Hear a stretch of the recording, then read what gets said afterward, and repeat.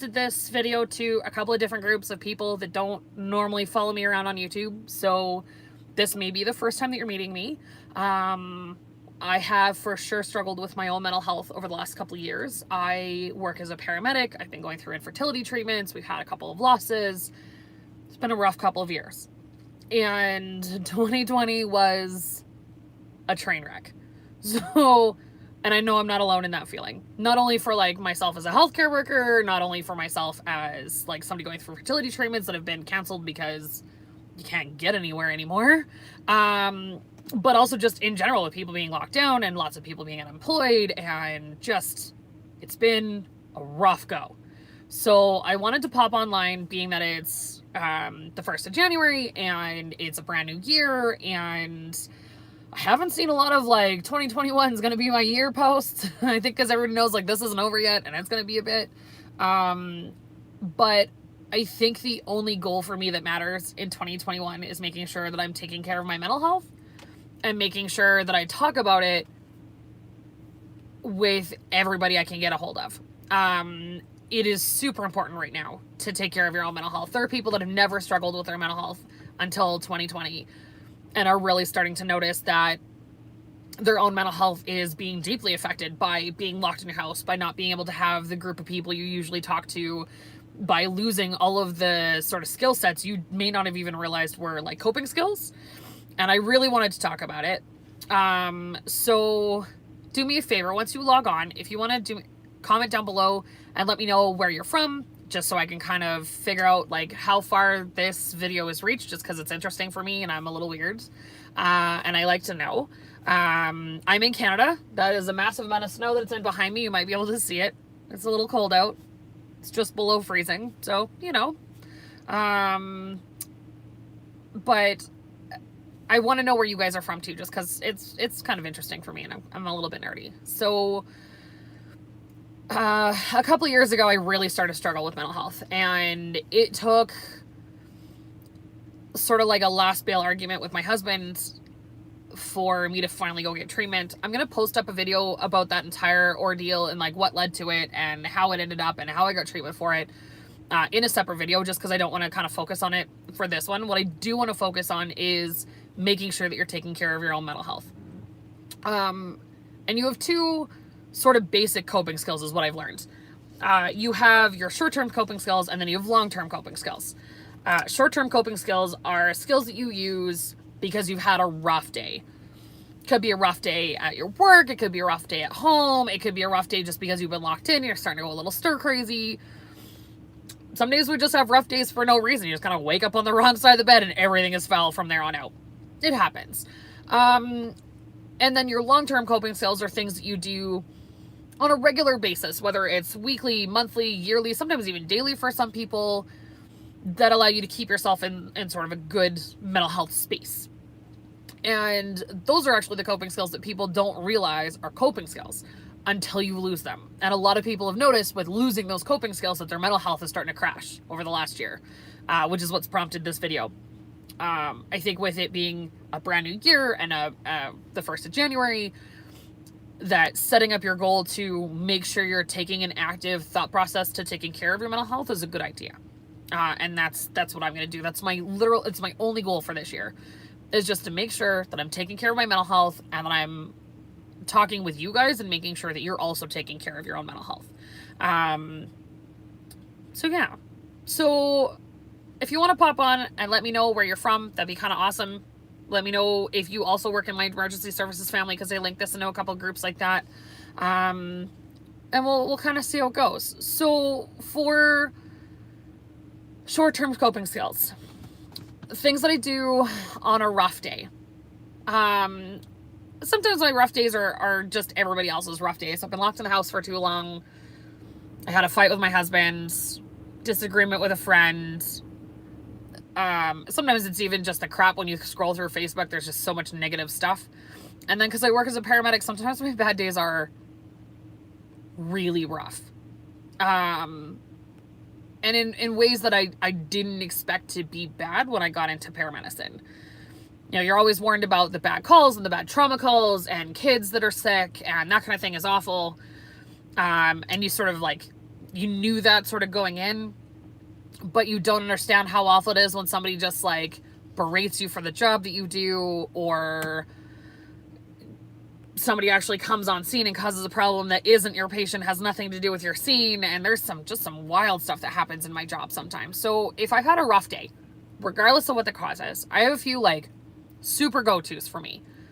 And I want you down below to comment up, if you've got the strength to comment, what your own sort of go-tos are for yourself as well. And I have quite a few, because I believe that the more sort of varied your coping skills are, the better your mental health will be, because you have more things that you can kind of dig into if you've had a rough day, if one thing is not cutting it for you. If I've just kind of had a rough day and I just need to kind of disconnect, I love getting in a bath and throwing in a bath bomb or some bubble baths or bath salts or whatever, and taking a good book with me. I just literally just shut the rest of the world off. I don't take a phone. I don't take anything else with me. And I have a little bit of me time with me and a book, because it allows me to completely disconnect from the world that we're living in right now and sort of transport you to somewhere else. I like romance novels because I'm a bit of a sap, but the type of book that I lean into isn't really the point. It's something that's not technical, that's just something that I can read for my own personal entertainment. I also lean into music a lot. You can definitely tell when I've had a rough day in the car. If I've had a good day in the car, it's like country music and I'm like singing along to it and everything's rocking and rolling, we're having a good time. And if I've had a bit of a rough day, I'm a country girl that married a heavy metal boy, hence like the heavy metal sweater that I'm wearing and the purple hair and all that kind of jazz. So it gets a little more aggressive in the car, a little less English, a little more headbangy. So far, I haven't missed any red lights if I headbang on the way home from work. I only do it when I've had like a 2 o'clock in the morning or 3 o'clock in the morning ending, because then there's nobody else on the road with me, and I only do it at red lights. But so far, I haven't missed a light going green and just like sat at a light for an excess amount of time headbanging in the car. It might happen one day. But I do really like to sort of change up my music when I'm upset and having a rough day. Like, it definitely gets a little more aggressive for me, and I'm not really sure why that is, but I definitely prefer it. What are some other things I do on short term? Every once in a while, especially in the summertime, if I've had a really rough day and I come home and I'm just like shaking with it. Have you ever had one of those days where like the anxiety is still sitting there because something went so horrendously wrong at work that you're just like shaking with, you had a fight with your boss, or something didn't quite go wrong, or something went horrendously foul, whatever it was, or some customer yelled at you because you don't have any stuff left, or they have to wear a mask, or there's transport problems these days. We don't have all the stuff we used to have, and people suck. So if that's kind of been your day, if you go home and you got that anxiety sitting on you, in the summertime especially, I'll actually strap on a pair of running shoes. I'll take off my uniform, get into just regular clothes, and I'll go for a run in like one direction. And I just run for as long as I can until I can't breathe anymore. And I'm kind of fat and a little overweight, so I don't run very far because that's not in my capabilities before I run out of like breath. But I live in kind of a shady area of town, so not being able to run very far before I have to walk back isn't that bad of an idea. But I literally just run until I can't, and then I sort of stop, and then I walk back, and I'm more focused on my breathing, and I'm a lot calmer, and I've run off all that excess sort of energy that's kind of sitting on me. I don't do it in the wintertime because it sucks out here. I live in Canada, and it's icy, and it's gross, and people have a tendency of just not shoveling sidewalks around here, so they just get icy, crappy, and running on them would be a horrendously bad idea. I do have a treadmill downstairs, but it's not the same as running outside, and then that slow walk back is where I really sort of breathe back down to my normal sort of setting. So it's not really something I do right now, but it was something I did over the summertime just to kind of get me out of the house and get off the excess energy. But what else do I do in the short term? I'm not really sure.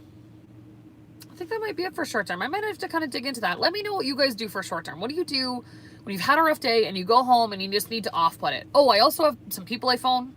My husband's definitely like the first call on my list, which I figure isn't bad. We've been married for 6 years. It's not awful. He's definitely my go-to. He's also a nights guy, so when I get off work at 2 or 3 o'clock in the morning, he's actually usually awake, and I can call and just vent and just get it off my chest with whatever happened that went to roll down.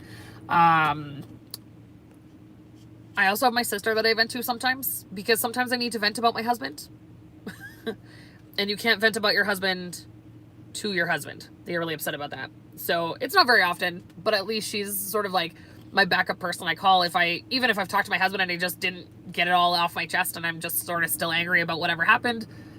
I'll give her a phone call. She just is a day person, so at 3 o'clock in the morning, she's obviously not a phone call that I make because I love her and I'm not going to wake her out of bed at 3 o'clock in the morning. For those of you guys who are listening online too, or if you've just kind of popped in and just kind of swung to the middle, make sure you comment with where you're from, just so I know where this video went to and who's been watching. It's just kind of interesting for me. I just kind of like to know. So hi to everybody that's following me live, by the way. When we talk about long-term skills, these are the things that people don't realize are mental health skills, like at all. And it's amazing how much you did for your mental health until you got to 2020 and those things got removed from stuff you could do. And people started really struggling with their mental health in ways they'd never done so before. So long-term coping skills are things you do, anything from like daily to yearly to, hi Megan, that allow you to kind of like take a bit of a disconnect and take a bit of a break and allow your mental health to kind of re-go back up to where it should be. And there's lots of things I used to do. So I told you guys I'm married to have a metal guy, and about 3 or 4 times a year, my husband and I would go to a metal concert. And we go like headbang and go get in the mosh pit. And I don't get in the mosh pit because I'm squishy and like that's not a thing. He gets in the mosh pit. That's great for him. He loves it. But I like to do something called holding the line. And holding the line is where you stand at like the edge of the mosh pit and you keep the moshers away from the people that don't want to be moshing. And your whole job is just to like push them back in the circle. And it's a little aggressive, but they like to be pushed. And so you get like a little bit of that like aggressive action out without hurting anybody. You just gotta watch out for like flying elbows and people stepping on your toes. And it's a great time. It's a great atmosphere. There's usually some wonderful people there. I've even been bumped into and had somebody apologize to me. I'm like, I'm standing here on purpose. Like, it's fine. But I used to love doing it. We went like 3-4 times a year, and then 2020 happened. And that skill kind of went out the window because you can't do that anymore. There's no more concerts. There's no more mosh pits. It's very sad. We also used to go on a cruise every year. For those of you guys that have been following me for years, you probably know that too. Hi from Kansas. We used to go on a cruise every year, and we fly down to Florida. We have a group of friends we pretty much only see for the cruise. It's the only time we ever get to see them, which is kind of sad, but that's just kind of the way it goes. And my husband and I like completely disconnect. By the time we get on the boat, there's no phones, there's no internet, there's no TV, there's no nothing. It's just him and I for 4 days on the boat, chilling out and having a good time between the two of us. We do use our phones a little bit in Florida, mostly to arrange with our friends on when we're going to meet up and to phone for a taxi every once in a while. But pretty much other than that, we just shut them off and we leave them behind. And it is amazingly lovely. And yeah, what else do I do? What else is some long-term skills? We can't do that anymore because there's no more cruises, there's no more vacations, nobody can get anywhere unless you're rich. Politicians are still taking vacations, but the rest of us are kind of stuck. I haven't even been on a plane in a year. It's very sad. We're coming up on the 1-year anniversary when we went on the cruise last time, so we're just getting like the itch to want to go somewhere again. And we've kind of talked about it. If it gets really good by the summertime, we might take a fly down and go visit some of the friends that we normally visit in the summertime. Because you can hang out outside, it's a little more easy, and generally speaking, we see everything kind of tweedle out just a little bit in the wintertime, especially here. I don't know how it is in the States. I think you guys spend more time indoors in the summer months because it gets really hot. That's not really a thing here. We spend more time outside in the summertime because it's not like this outside. It's -1 right now, Celsius. But that's only a maybe, and that's only if it stays down, and there's so many ifs that go along with that sentence. But yeah, that's how people have lost their long-term coping skills, because you don't realize that like going camping, you know, every second weekend over the summertime is a coping skill until you can't go camping anymore. Or you don't realize that like going over and hanging out with your family, we used to do Friday night dinners, and all of a sudden I can't go to my mom's house for Friday night dinners anymore.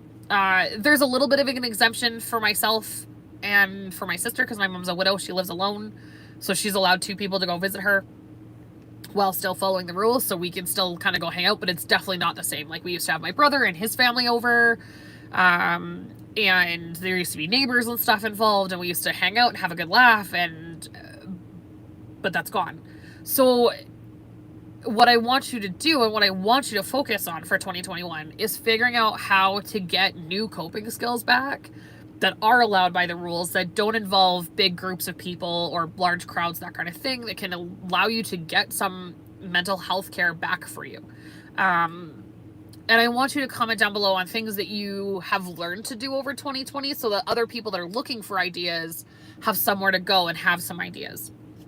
I teach the police officers in my area first aid, and I usually go around the room and ask about what kind of coping skills they use, both for short term and for long term. And part of that is the same idea as commenting down below so that other people in the room have some other options that maybe they were thinking about that would be kind of cool. And some of the things that I've heard are like going for hikes, because you can usually get a hike going when it's just you, or just you and your immediate family, whatever, or just you and one friend where you can walk up, and because it's outside, it's relatively easy to do without being at a huge risk. And it's also good for your physical health as well. One of the things I'm going to try to incorporate this year is working out 3 times a week. We got a little Bowflex this year, sort of early into the 2020 shutdown, because I couldn't go to a gym anymore and my husband was missing it a little bit. So we bought a Bowflex. So it's in the basement. So not being able to go anywhere or not having a gym to go to is not an excuse. And a lot of my EPS, or a lot of my police officers use, working out as a way to kind of cope with their mental health skills. Usually as a daily thing for them. I'm not quite going to push myself that far, but I do want to get like 3 times a week. I want to dedicate to myself and my own mental health to like walk downstairs and spend 30 minutes working with a Bowflex. I can turn on music down there. I've got a TV down there. I can do whatever I want to, but it's just sort of that 30 minute sort of disconnect and allowing myself to kind of work out. I might lose weight out of the deal. I mean, I'm big enough that that's not going to hurt anybody. I definitely will become hopefully stronger as well, which won't hurt me either, because I work as a paramedic and we need a bit of strength going, especially upper body strength, because we were not blessed with a lot of that. Just saying. There's a lot of leg movement when I have to lift people. Let's just put it that way. But, so that's one of the things I want to start doing. I also started making soap a couple of years ago, because one of the things that came out of I took a cognitive behavioral therapy course, and I'll talk more about that in a week or two when I do like a discussion about how my mental health sort of declined and then how I've sort of brought it back. But one of the things they said was try and do something artistic. And what I learned really quickly is I'm not very good at drawing and I'm really shit at painting. I gave it a shot. I'm not very good at it. I did give it a try just because it was entertaining, but I found it was sort of too much for me.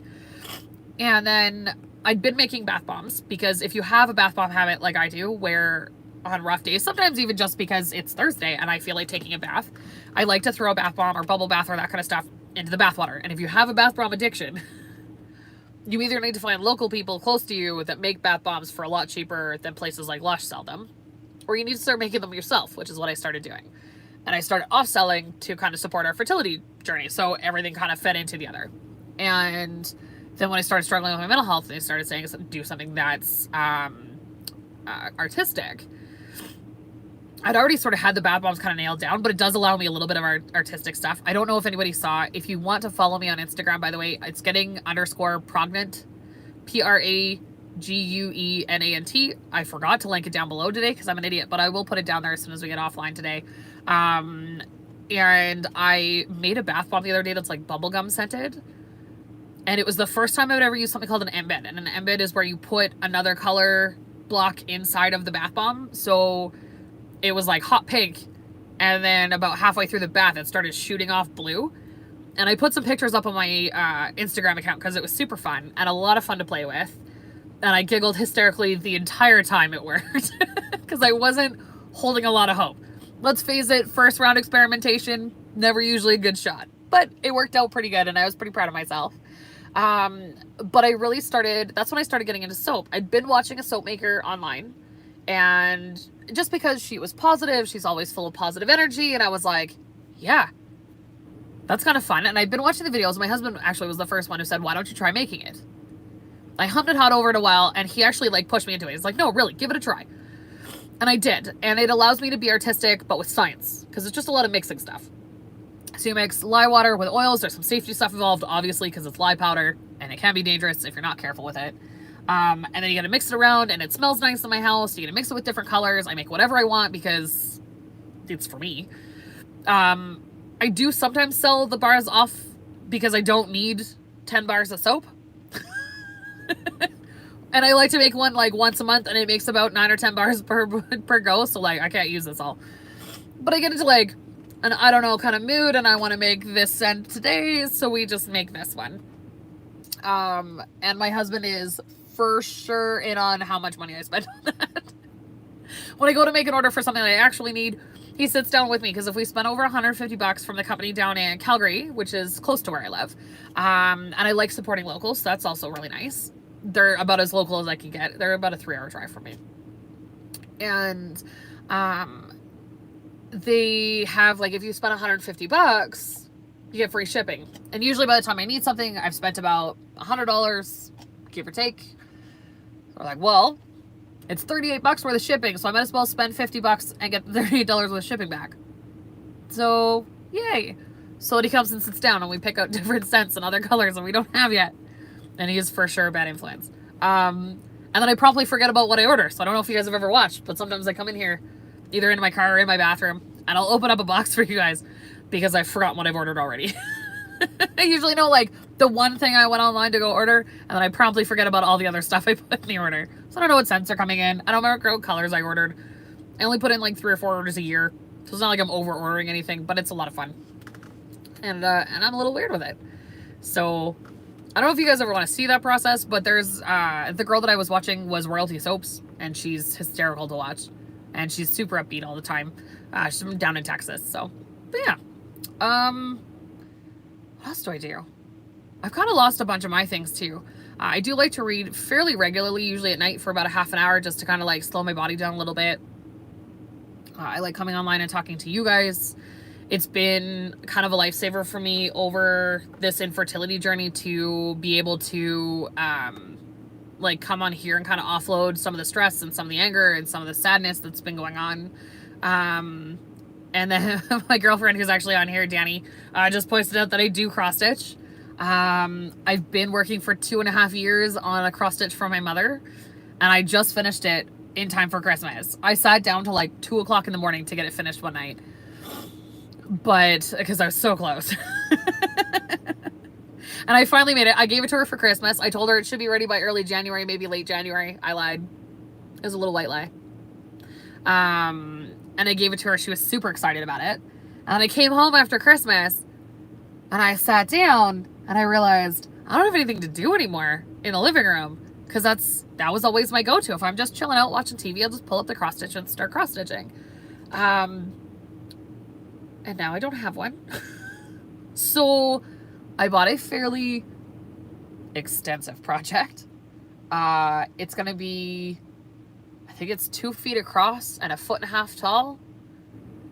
And it's foxes. My husband loves foxes. That's his favorite. So it's a mama fox and 2 baby foxes. And it's beautifully lit, and it's all greens up behind them, and it's beautiful.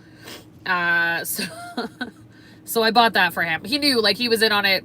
We were scrolling through pictures together. It's going to take me years to do this cross stitch. But it's just something to do with my hands. It just kind of lets me sort of disconnect a little bit. And so I'm watching TV, but I'm not really a TV watcher. I just like the noise. I don't know if anybody else is like that. Yeah. I also like to bake.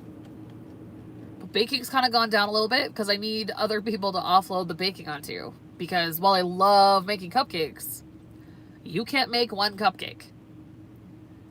Because 1/8 of an egg is not a measurement. And I can't eat a dozen. I mean, I could. But I should not.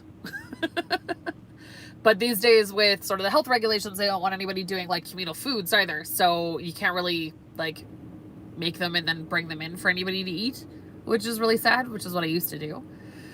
So we'll see how the sort of ordinances go. I want to make sure I'm following the rules, but at the same time, I'd also like to be able to bake for people. I do like to cook. We've been sort of doing some experimental cooking in my house. We've decided to kind of, not really, I guess it's kind of to be healthy, but we sort of went for a while in quarantine when my husband came home, because he came over from the States, and it was early on in the sort of pandemic. And when he came over from the States, you had to isolate for 2 weeks. Not a big deal. So we locked down the house. I knew he was coming home. I knew what day. And I went to Costco. I spent like an immense amount of money. And we had like burgers, and we had hot dogs, and we had Katie, and we had all kinds of comfort foods, and we had junk food in the house. And generally speaking, in order to like sort of manage our weight and stuff, we don't keep junk food in the house. We don't keep comfort foods in the house. If I want it, I'll go out and buy it. Like, that's not a big deal. I'll drive down to Safeway. I'll pick up a box of macaroni and cheese, and I'll take it home. Like, that's not a problem. But if it's in the house, then I'll just eat it all, whether or not I actually want a comfort food that day, or just because it's convenient and it's there. And same thing goes with like candy and junk food and that kind of stuff. So, it kind of got a little escalated over quarantine, and I'm sure I'm not the only one. But we've kind of decided to, like, once a week, we're going to make one big batch of whatever, whether it's going to be a salad or a bake or something. And we sort of pick out of that for the week. It's not necessarily the only meal we eat, for sure, because that gets really boring. But like once a day, we'll have whatever this happens to be. We've made a lot of beef and barley soup. There's been a lot of beef and barley soup happening. Making like vats. It's massive. We have to haul out the massive size stock pot. I think we borrowed off his mother. I don't think we've ever given it back. I don't know if it's hers. I don't know where we got it from, but it's huge. It's a whole vat of soup. Because we really enjoy cooking, and we actually enjoy cooking together.